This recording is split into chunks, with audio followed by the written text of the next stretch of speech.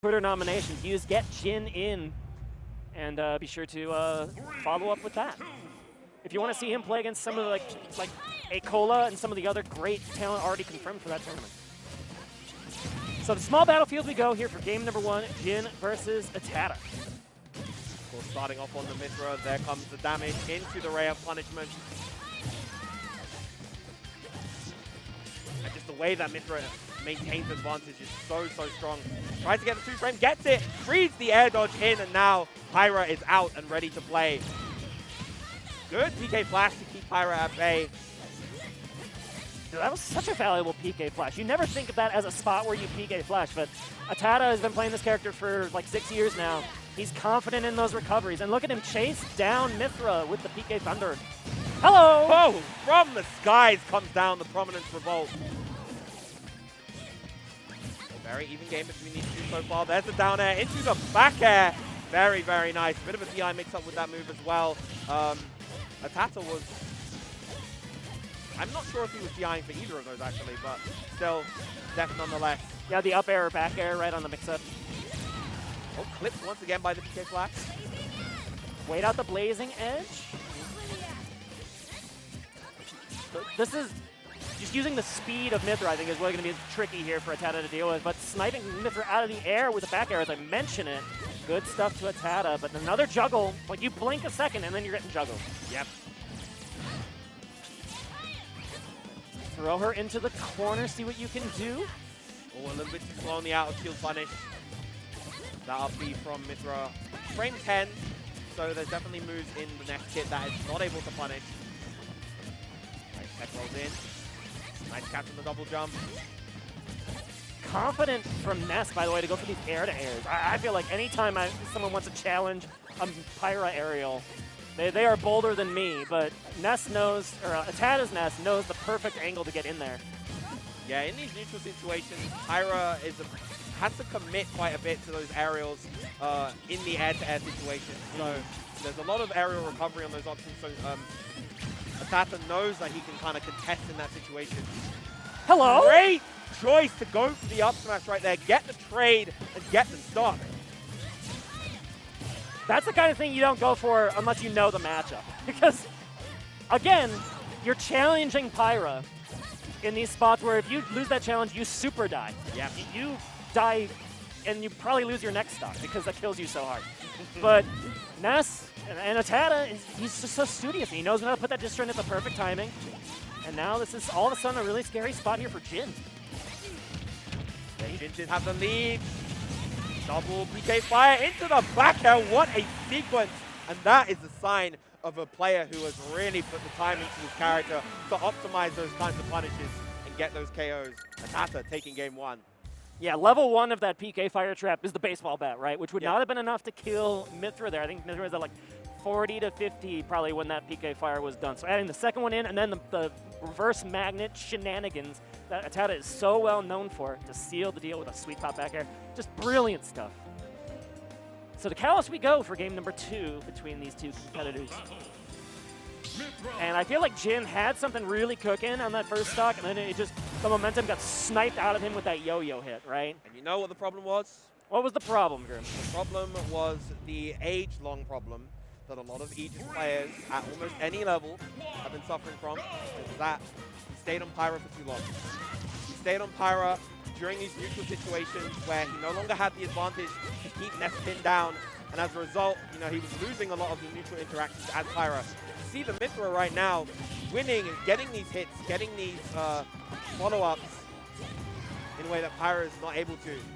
Now this is the kind of scenario you want to be using Pyra. Just go for these ledge traps, hold advantage, and now switch back to Mithra. There we go.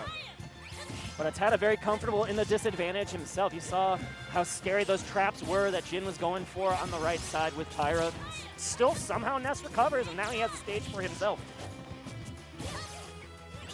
Oh, challenge Nair here for ATATA. Gonna buy him a little bit of space, but then Mithra answers back. Like you said, Mithra able to even turn around a quick disadvantage Nair to advantage stage. Now using all of this space on Kalos. This is, I think, what Jin wants. He wants to be very precise about when he approaches. Yeah. Wants that breathing room as well that Kalos affords. That's a big win on the Nair here for ATATA, but the answer back with a side B. Resets Very the nice. situation. And catches the landing as well with the up tilt. Good pressure. Can afford that thanks to the platforms on the side. Yeah, how are you supposed to catch Mythra as Ness on this stage? Ooh.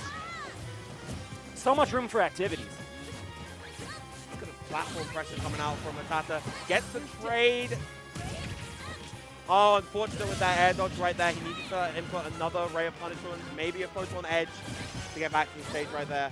And Foresight gets the follow-up. Well, a little bit of a missed punish from ATATA, but I don't necessarily blame him. That fastball is so fast. Yeah, fastball, relatively low landing lag on the Ray of Punishment. Makes it difficult to capitalize on those punishes as well. Oh, but this is where you don't want to be if you're Jin. If you're stuck in shield and there's a side magnet in your face, you've done something wrong. So that's where we're going to try to see him try and retreat and like create that space as we mentioned. Oh, nice net to come down with Pyra. Tries to juggle with the side B.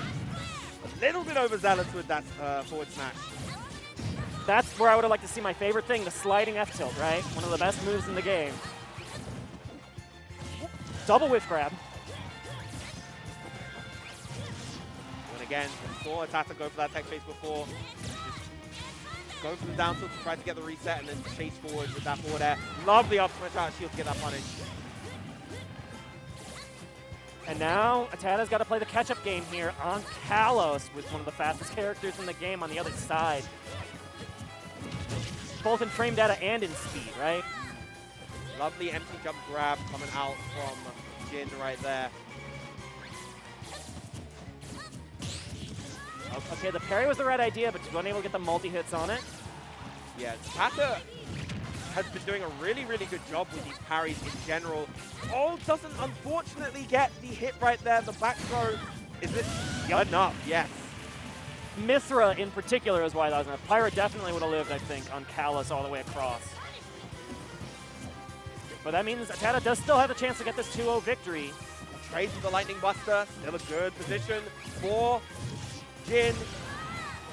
And the damage is adding up quick, and now Pyra, you really can't trade with any one of these aerials at any point in time. Yeah, from center stage without Rage, Pyra can't quite threaten the stock with anything outside of that down air, really.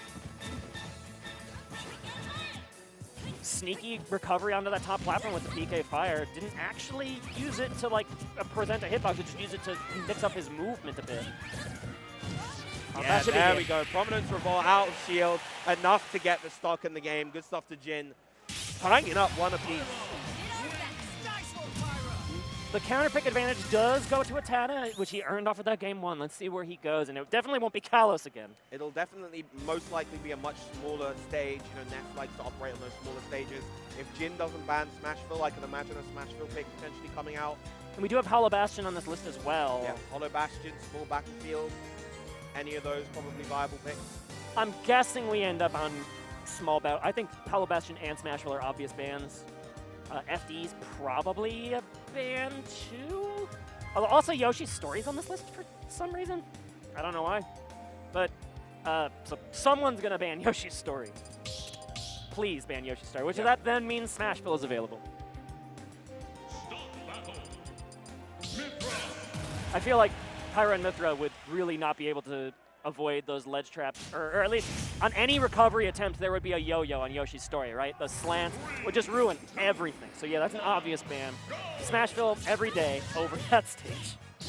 On the other hand, you know, Mythra can actually get relatively early KOs off the top using the platforms of Yoshi's Story because of the high base knockback of the up air. Good air dodge back.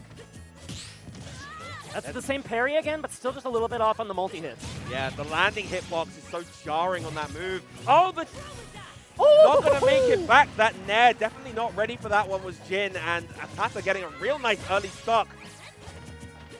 This is exactly the kind of lead you need to run away with. Let's see if Jin has it in him to turn it around. 80% already racked up, and now Pyra's out to play. But if Pyra's just going to kind of float around and not challenge here, that could be tricky. Yep. The greed of this Pyra pick is going to get him killed. Yep. Look at that perfect side magnet from ATATA, up 3 stocks to 1. Again, the whole reason why he's on this Pyra at the moment is to try to get a very early stock. That makes your kind of that makes your intent very, very telegraphed. You're looking for that down air because that's all she has to get those absurdly early kills without rage. Prominence Revolt, just about getting the kill thanks to the small blast zone to smash build. And landing on the top platform, I do believe also. Yes. Maybe just slightly there. But now this is Mythra's time to shine. A good shield grab. Okay, well, that's another way to get a quick KO. Again, the greed, and now he's dead. He's dead, he can't make that back. The cherry on top for ATATA.